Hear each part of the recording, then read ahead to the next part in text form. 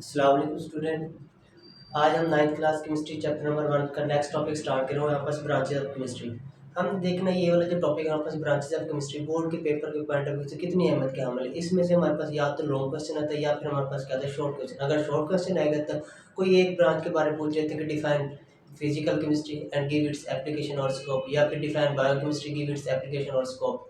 तो इस तरह से हमारे पास क्या पूछ लेते हैं शॉर्ट क्वेश्चन पूछ लेते, या फिर अगर हमारे पास लॉन्ग क्वेश्चन आते तो वो हमारे पास बोलते हैं right a detail note on any 3 और 4 ब्रांचेज ऑफ केमिस्ट्री। तो इनके चार तीन है कोई चार सी ब्रांचेज ऑफ केमिस्ट्री के ऊपर क्या लिखे डिटेल नोट किए। तो आज हमने लेट स्टार्ट करना अपना टॉपिक स्टार्ट करना था। हमारे पास टॉपिक का टाइटल है हमारे पास ब्रांचेज ऑफ केमिस्ट्री। अब देखिए हमने पढ़ा था, पहले पढ़ा था हमने साइंस की फिर पढ़ी थी हमने कहा था साइंस की फर्दर ब्रांचेज होती है। फिर उसके बाद आज हम पढ़े केमिस्ट्री की भी फर्दर आगे हमारे पास क्या है ब्रांचेज है। तो सबसे पहले हमारे पास ब्रांच हम स्टार्ट करते हैं। तो सबसे पहली जो ब्रांच है हमारे पास केमिस्ट्री को उसे हम कहते हैं फिजिकल केमिस्ट्री कहते हैं। क्या कहते हैं? Physical chemistry. अब देखिए भी इस केमिस्ट्री की ब्रांच में हमने देखना है कि बेसिकली हमने क्या चीज पढ़नी है। केमिस्ट्री की तो ब्रांच है, क्यों इसे अलग किया गया और इसमें ऐसी क्या चीज होती है जो कि दूसरी जो हमारे पास केमिस्ट्री की ब्रांचेज है तो उससे ये क्या करते हैं बस डिफ्रेंशिएट करते हैं। अब देखिए भी अगर हम फिजिकल केमिस्ट्री को देखें तो वर्ड जो फिजिकल है ना ये हमें खुद ही बता रहा है कि भी इस केमिस्ट्री की ब्रांच में हमने क्या पढ़ना है। ये केमिस्ट्री की वो ब्रांच है जिसमें हम दो चीज़ों के दरमियान रिलेशनशिप पढ़ते हैं। इनके जो हमारे पास सब्सटेंस है वो किन चीज़ों से मिली हुई है और उसकी जो प्रॉपर्टीज है वो क्या है। इनके हमारे पास एक सब्सटेंस है वो किन किन चीज़ों से मिलकर बनी है और उसकी जो फिजिकल प्रॉपर्टी उसकी वो कैसी है हमारे पास, उनकी कंपोजिशन और फिजिकल प्रॉपर्टी के दरमियान हमने क्या पढ़ना है रिलेशनशिप पढ़ना है। तो वो वाली जो ब्रांच होती है केमिस्ट्री की उसको हम क्या कहते हैं फिजिकल केमिस्ट्री। अगर हम क्या करें कंपोजिशन के अंदर चेंज करें तो हमारे पास फिजिकल प्रॉपर्टी भी तो कोई भी सब्सटेंस की वो कहते हैं चेंज हो जाती है। तो हम डेफिनेशन देखते हैं फिर उसको समझने की कोशिश करते हैं। अब देखिए डिफाइन करते हैं हम the branch of chemistry, the branch of chemistry in which we study about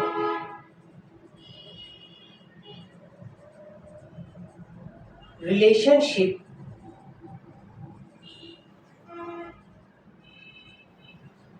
between composition and physical property of a substance, physical properties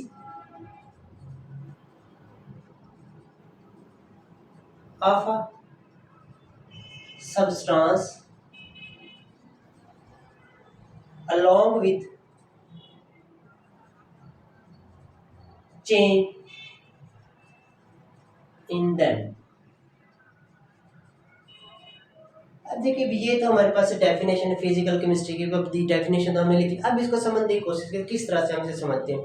अब देखिए भी केमिस्ट्री की ये कौन सी the branch of chemistry, chemistry की ऐसी शाख in which we study about relationship between composition and physical property. इनके दो चीजों के दरमियान हम क्या पढ़ते हैं रिलेशनशिप पढ़ते हैं। किन किन दो चीजों के दरमियान नंबर 1 पर हमारे पास आ जाती है कंपोजिशन, इनके वो जो सब्सटेंस है किन किन चीजों से मिलकर बनी है और उसकी फिजिकल प्रॉपर्टी के ऊपर क्या इफेक्ट हो रहा है हमारे पास कंपोजिशन। अगर कोई भी सब्सटेंस है अगर उसकी हम कहते हैं फिजिकल प्रॉपर्टी अगर हम कहते हैं कि उसकी चेंज है तो उसकी पहले हमें क्या करनी पड़ेगी कंपोजिशन चेंज करेंगे। जैसे कंपोजिशन चेंज करें तो उसकी फिजिकल प्रॉपर्टी भी क्या आ जाएगी आपस चेंज हो जाएगी और along with change in mean उसी के अगर हम कंपोजिशन के अंदर चेंज करें तो उसकी फिजिकल प्रॉपर्टी भी क्या आ जाएगी चेंज होगी। अब देखिए भी एग्जांपल के जरिए हम समझने की कोशिश करते हैं। यहाँ पर ना दो चीजों की हम एग्जांपल लेते हैं।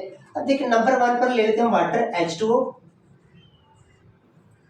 और नंबर 2 पर लेते हैं हाइड्रोजन पर ऑक्साइड ले लेते हैं H2O2। अब देखिए भी ये दिखने में हमारे पास एक जैसे मॉलिक्यूल है, सिर्फ क्या हमारे पास इनकी कंपोजिशन में थोड़ा सा फर्क है। मीन कि ये हमारे पास वाटर का हमारे पास मॉलिक्यूल है, ये क्या है किस चीज का हमारे पास हाइड्रोजन पर ऑक्साइड का। अब देखिए इनकी कंपोजिशन चेंज हो रही थी, इनकी टोटल हमारे पास जो प्रॉपर्टीज है वो भी सारी की सारी क्या हो रही है चेंज है। अब किस तरह से इनके वाटर की हम फिजिकल प्रॉपर्टी की बात करें तो वाटर जो है पास ये क्या होता है कलरलेस होता है, इसका कोई कलर नहीं होता, ये इसकी क्या पास फिजिकल प्रॉपर्टी है, ये क्या होता है पास कलरलेस। मगर ये जो हमारे पास हाइड्रोजन पेरोक्साइड है इसका जो कलर है तो pale blue colour, pale blue colour होता है इसका हमारे पास। अब देखिए इसी तरह से वाटर का देखिए वाटर का जो हमारे पास बॉइलिंग पॉइंट है वो क्या हमारे पास 100 डिग्री सेल्सियस और वाटर मीन क्या हाइड्रोजन पेरोक्साइड जो है इसका जो हमारे पास बॉइलिंग पॉइंट होता है हमारे पास 150 डिग्री सेल्सियस होता है हमारे पास। अब देखिए भी एक एटम का सिर्फ हमने चेंज किया तो हमारे पास सब्सटेंस और बन गई है, उसकी फिजिकल प्रॉपर्टी भी सारी की सारी क्या पास चेंज हुई। अब देखिए यहाँ पर दो हाइड्रोजन, यहाँ पर दो हाइड्रोजन, यहाँ पर ऑक्सीजन है, यहाँ पर ऑक्सीजन दो गए, इनके सिर्फ हमने क्या उसकी कंपोजिशन में क्या करते हैं चेंज करते, जैसे हमने कंपोजिशन को चेंज किया तो उसकी फिजिकल प्रॉपर्टी भी वैसी की वैसी क्या हमारे पास चेंज हो रही है हमारे पास। तो ये तो थे हमारे पास एग्जाम्पल। अब देखिए भी और इसके बारे क्या लिखा, अभी हम फिजिकल प्रॉपर्टी के अंदर क्या क्या चीजें पढ़ते हैं फिजिकल केमिस्ट्री के अंदर। अब ये बताया कि हम स्ट्रक्चर एटम के बारे में पढ़ते हैं, इनके जो एटम है उसका स्ट्रक्चर किस तरह से भी, कोई मॉलिक्यूल जो है वो मॉलिक्यूल बेसिकली किस तरह से बनता है हमारे पास, behaviour of gases liquid and solid, में सॉलिड लिक्विड और गैसेस के उनका बिहेवियर किस तरह से, ये तीन हमारे पास मैटर की स्टेट है, अगर उनका टेम्परेचर बढ़ाएं कम करें तो उनके ऊपर क्या इफेक्ट होता है, तो ये भी हम किस ब्रांच के अंदर पढ़ते हैं, इसी ब्रांच के अंदर फिजिकल केमिस्ट्री के अंदर। अब देखिए भी formation of molecule,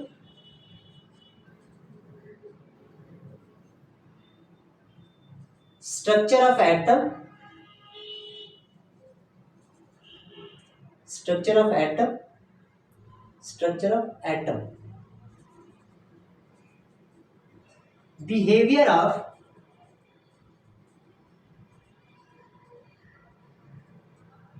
gases,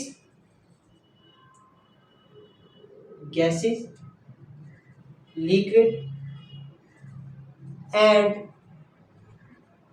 solids are also studied। इनके इस ब्रांच के अंदर हम क्या पढ़ते हैं, हम देखते हैं कि हमारे पास फॉर्मेशन में, कि हमारे पास जो एक मॉलिक्यूल है वो किस तरह से बना है। फॉर एग्जांपल मैं कहता हूँ हमारे पास ये H2 है, हमारे पास एक मॉलिक्यूल है, तो ये मॉलिक्यूल जो H2 का ये किस तरह से बने, मतलब जब दो हाइड्रोजन के एटम मिलेंगे तो ये हमारे पास क्या बनेगा, एक क्या हाइड्रोजन का मॉलिक्यूल बनेगा। अब इसी तरह से दूसरी बात करें हमारे पास also effect of radiation and temperature on a matter, mean कि हमारे पास जो मैटर है उसके ऊपर हमारे पास रेडिएशन और टेम्परेचर का भी क्या इफेक्ट, तो वो भी इस ब्रांच के अंदर हम स्टडी करते हैं। Effect of radiation and temperature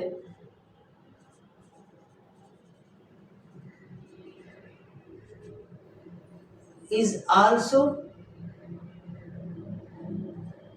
studied in this branch। इस ब्रांच में हम क्या पढ़ते हैं कि हमारे पास कोई भी जो मैटर है उसके ऊपर रेडिएशन का क्या इफेक्ट होता है। फॉर एग्जांपल हम कहते हैं रेडिएशन या टेम्परेचर का। अब देखिए भी हम कहते हैं ये हमारे पास एक बीकर है, इसके अंदर हमने पानी लिया है, अब इसका जो टेम्परेचर है वो कितना, पास हम कहते हैं इसका जो टेम्परेचर है 25 डिग्री सेल्सियस, क्योंकि इसका जो टेम्परेचर रूम टेम्परेचर है। अब हम क्या करते हैं इसका टेम्परेचर हम बढ़ा देते हैं, हम कहते हैं इसका जो टेम्परेचर है ना हम क्या करते हैं 100 डिग्री सेल्सियस कर देते हैं। अब जैसे हम 100 डिग्री सेल्सियस करेंगे है तो हमारे पास वाटर जो है अब इसकी फिजिकल स्टेट जो कि वो चेंज है, अब ये लिक्विड में रहेगी, ये क्या वेपर बन के यहाँ से क्या होगा निकल जाएगी, यहाँ से इवेपोरेट हो जाएगी। और हमें पता है वाटर का जो बॉइलिंग पॉइंट वो 100 डिग्री सेल्सियस, तो सारा का सारे पानी यहाँ से क्या जाएगी इवेपोरेट होगा। कब इवेपोरेट होगा, जब हमारे पास टेम्परेचर जो है वो 100 डिग्री सेल्सियस पर पहुंचेगा। अब हम क्या करते हैं इसका टेम्परेचर कम कर देते, टेम्परेचर को हम क्या करते हैं डिक्रीज कर देते। अब जैसे टेम्परेचर हम क्या करेंगे डिक्रीज करेंगे तो ये हमारे पास जो लिक्विड वाटर था वो सारा का सारा किस में चला जाएगा, हमारे पास वो सारा का सारा सॉलिड फॉर्म में चल गया है वाटर, वो सारा का सारा किस फॉर्म में चला जाएगा आइस की फॉर्म में चला जाएगा। इस तरह से वो क्या हो वापस फ्रीज हो गया। अब देखिए भी एक ही चीज है, उसका टेम्परेचर बढ़ा रहे हैं तो उसकी फिजिकल स्टेट चेंज हो रही है, उसका टेम्परेचर कम कर रहे हैं तो उसकी फिजिकल स्टेट चेंज हो रही है। तो ये भी हम किस ब्रांच के अंदर पढ़ते थे, फिजिकल केमिस्ट्री के अंदर पढ़ते होते हैं।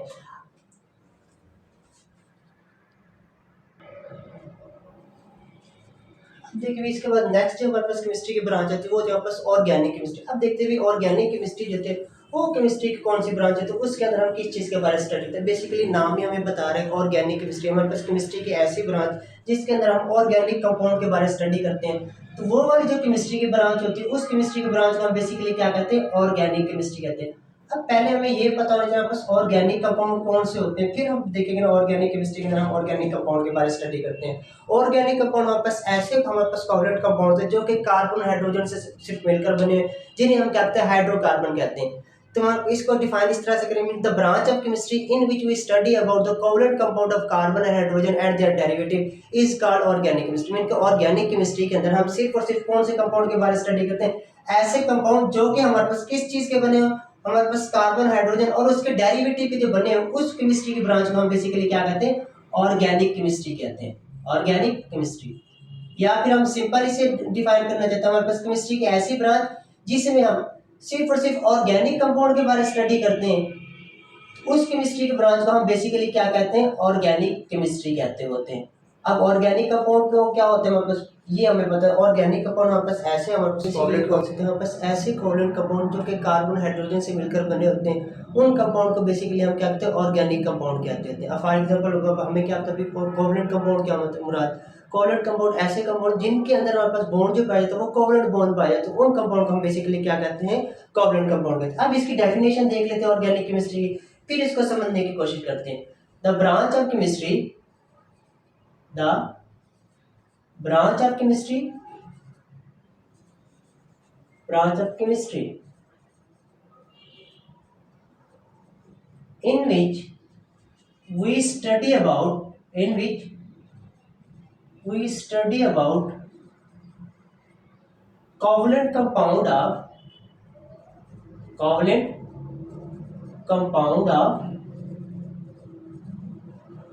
carbon and hydrogen and their derivatives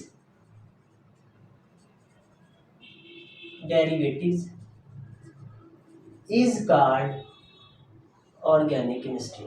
अब देखिए भी अब इसे समझते, the branch of chemistry in which we study, उनके केमिस्ट्री की ऐसी शाख जिसमें हम पढ़ते हैं, किस चीज के बारे में पढ़ते हैं, covalent compound of carbon hydrogen and their derivative, जिसमें हम किस चीज के बारे में पढ़ते हैं, covalent compound of carbon hydrogen और देयर डेरिवेटिव। अब कोवलेंट कंपाउंड कौन से होते हैं, एग्जांपल जरिए हम समझते हैं कि ऐसे हमारे पास कंपाउंड जिनके दरमियान जो बॉन्ड हो हमारे पास, वो जो बॉन्ड हो उसकी नेचर कैसे, कोवलेंट नेचर का बॉन्ड हो, तो वो वाले जो कंपाउंड होते हैं उन कंपाउंड को हम बेसिकली क्या कहते हैं, कोवलेंट कंपाउंड कहते हैं। अब देखिए भी फॉर एग्जांपल यहाँ पर एग्जांपल देख लेते हैं, जैसे CH4 आ गया हमारे पास।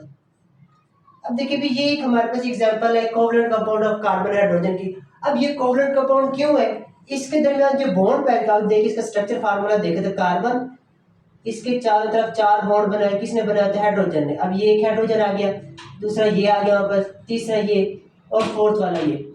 अब देखिए भी इन हाइड्रोजन को जो चीज जोड़े रखे, जो फोर्स जोड़े रखे ना, ये वाली जो फोर्स है, ये वाला जो बॉन्ड है, इस बॉन्ड को बेसिकली हम क्या करें, कोवलेंट बॉन्ड करें। इस वजह से इन कंपाउंड को बेसिकली हम क्या कहते हैं, कोवलेंट कंपाउंड कहते हैं। अब कोवलेंट कंपाउंड और कार्बन हाइड्रोजन का तो पता चल गया।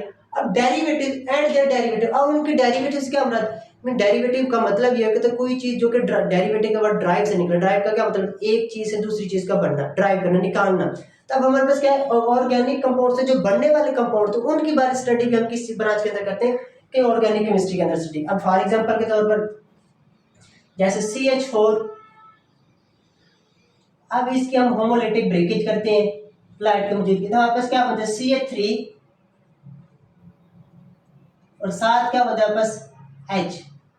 अब देखिए भी ये वाला जो कंपाउंड है ये ऑर्गेनिक कंपाउंड है, और इस कंपाउंड को हम बेसिकली कहते हैं पेरेंटल कंपाउंड, और ये इससे जो बनने वाला कंपाउंड है इसे हम कहते हैं डॉटर कंपाउंड। अब इस कंपाउंड से ये वाला कंपाउंड बना, ये भी ऑर्गेनिक है, ये भी ऑर्गेनिक, तो ये वाला जो ऑर्गेनिक कंपाउंड है CH3 डॉट वाला, तो ये क्या हमारे पास डेरिवेटिव, किस वाले कंपाउंड का हमारे पास डेरिवेटिव, ये वाला जो कंपाउंड है इसका हमारे पास क्या डेरिवेटिव। तो जो डेरिवेटिव्स होते हैं उनकी भी स्टडी हम किस ब्रांच के अंदर करते हैं, ऑर्गेनिक केमिस्ट्री के अंदर स्टडी करते हैं। इनके ऑर्गेनिक कंपाउंड के जो डेरिवेटिव होते हैं उनकी भी स्टडी हम इसी ब्रांच के अंदर करते हैं। अब उसके बाद ये बताया गया हमारे पास जो ऑर्गेनिक कंपाउंड होते हैं हमारे पास, वो नेचुरली भी पाए जाते हैं और क्या हमारे पास आर्टिफिशियल भी। नेचुरली से मुराद ये कि वो हमारे नेचर से, कुदरत से भी ऑब्टेन होते हैं, और आर्टिफिशियल से मुराद ये कि उनको हम लेबोरेटरीज वगैरह के अंदर भी प्रिपेयर किए जा सकते हैं। 18वीं सदी से पहले ये सोचा जाता था कि हमारे पास जो ऑर्गेनिक कंपाउंड है ना, सिर्फ और सिर्फ लिविंग ऑर्गेनिज्म से क्या कर सकते हैं, ऑब्टेन कर सकते थे। तो ये एक थ्योरी थी हमारे पास, वाइटल फोर्स थ्योरी। उस थ्योरी के मुताबिक ये कहा जाता था कि हमारे पास जो ऑर्गेनिक कंपाउंड, ऑर्गेनिक हम लिविंग ऑर्गेनिजम्स हैं, इनसे हम क्या कर सकते हैं, organic compound obtain. Living organism मुराद इनके जहाँ तक इनके एनिमल्स और हमारे पास प्लांट्स वगैरह। अब ऐसी क्या चीज थी भी जो कि हम उन्हीं से ऑब्टेन करते, दूसरी चीजों से नहीं करते, तो वो कहते हैं वाइटल फोर्स थ्योरी में ये कहा गया था।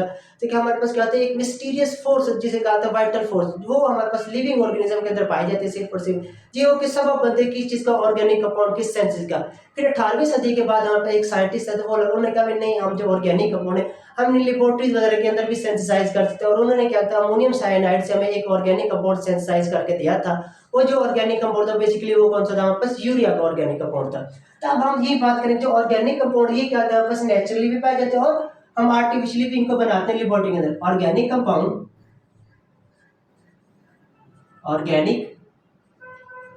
Compound occur naturally, occurs naturally and also synthesized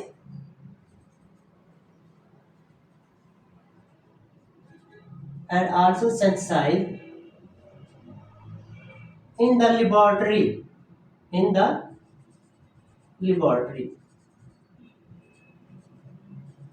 laboratories वगैरह के अंदर भी हम इन्हें क्या कर सकते हैं, बनाते हैं। अब उसके बाद ये क्या कहता है, वहाँ पर जो ऑर्गेनिक केमिस्ट्री है वो इनकी कंपोजिशन, इनका स्ट्रक्चर, इनकी फॉर्मेशन वगैरह के बारे में हमें क्या बताते हैं, डिटेल इंफॉर्मेशन बताते हैं। ऑर्गेनिक केमिस्ट कौन से होते हैं, इनके ऐसे हमारे पास साइंसदान जो कि ऑर्गेनिक कंपाउंड के बारे में स्टडी करते हैं, उनको हम कहते हैं ऑर्गेनिक केमिस्ट कहते हैं। ऑर्गेनिक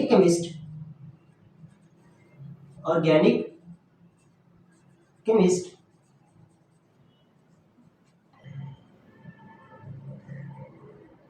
structure,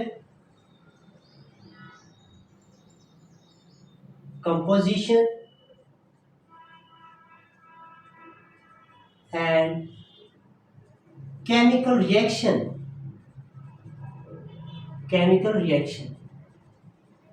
क्योंकि जो आपस ऑर्गेनिक केमिस्ट होते हैं वो आपस ऑर्गेनिक कंपाउंड के स्ट्रक्चर के बारे में बताते हैं, कंपोजिशन के बारे में बताते हैं, उनके केमिकल रिएक्शन के बारे में डिटेल बताते हैं किस तरह से केमिकल रिएक्शन वगैरह होते हैं। अब लास्ट में हमारे पास आ जाती है इसकी एप्लीकेशन, क्योंकि जो ऑर्गेनिक केमिस्ट्री इसकी एप्लीकेशन कहाँ कहाँ पर है, मतलब इसकी स्कोप क्या है, एप्लीकेशन, या फिर हम इन्हें क्या कहते हैं, स्कोप्स कहते हैं, स्कोप। अब देखिए सबसे पहले हमारे पास इसकी एप्लीकेशन थी पेट्रोलियम में। अब पेट्रोलियम जो हम इनकी ज़मीन से जो पेट्रोल वगैरह हम एक्सट्रैक्ट वगैरह करते हैं तो वो बेसिकली कहते हैं बस मिक्सचर होता है बहुत सारे ऑर्गेनिक कंपाउंड का, उनका हम किस तरह से पेट्रोलियम को निकालते होते हैं और उसके अंदर जो ऑर्गेनिक कंपाउंड थे उनको हम किस तरह से एक दूसरे से सेपरेट वगैरह करते हैं, और वो जो ऑर्गेनिक कंपाउंड थे कहाँ कहाँ पर हम इस्तेमाल करते हैं, वो सारे हम स्टडी करते हैं किसके अंदर, ऑर्गेनिक केमिस्ट्री के अंदर। तो सबसे पहले इसकी जो हमारे पास एप्लीकेशन है तो वो आ जाती है पेट्रोलियम। अब उसके बाद सेकंड इसकी हमारे पास एप्लीकेशन है पेट्रोकेमिकल। इनके पेट्रोलियम से जो ऑब्टेन होने वाले हमारे पास केमिकल्स हैं उन केमिकल्स को हम बेसिकली क्या कहते हैं, पेट्रोकेमिकल्स कहते हैं। क्या कहते हैं, पेट्रोकेमिकल। इनके कौन कौन से केमिकल्स हमें ऑब्टेन होते हैं और उन्हें कहाँ कहाँ के ऊपर हम इस्तेमाल करते हैं। और लास्ट वन थर्ड वन हमारे पास जो आ जाती है इसकी एप्लीकेशन, वो आ जाती है हमारे पास फार्मास्यूटिकल इंडस्ट्री। क्योंकि फार्मास्यूटिकल इंडस्ट्रीज के अंदर भी हम क्या करते हैं, ऑर्गेनिक केमिस्ट्री की एप्लीकेशन, फार्मास्यूटिकल इंडस्ट्री। अब फार्मास्यूटिकल इंडस्ट्रीज कौन सी होती है, हमारे पास ऐसी इंडस्ट्रीज जहाँ पर हमारे पास मेडिसिन वगैरह बनती होती हैं, उन इंडस्ट्रीज को हम बेसिकली क्या कहते हैं, फार्मास्यूटिकल इंडस्ट्रीज कहते हैं। फार्मास्यूटिकल इंडस्ट्री इनके ऐसी इंडस्ट्री जहाँ पर मेडिसिन वगैरह बनती होती हैं। तो ये तो था हमारे पास आज के लेक्चर जिसमें हमने फिजिकल केमिस्ट्री और हमने ऑर्गेनिक केमिस्ट्री के बारे में पढ़ा है, इसकी एप्लीकेशन देखी है, इनके 2-3 पॉइंट डिस्कस किए, हमने इनको समझने की कोशिश की है। मैं उम्मीद करता हूँ आप सब बच्चों को समझ आएगी। अगर किसी भी अभी भी किसी का कोई क्वेश्चन है तो आप लोग कमेंट में पूछ सकते हैं। अल्लाह हाफिज़, जज़ाकल्लाह।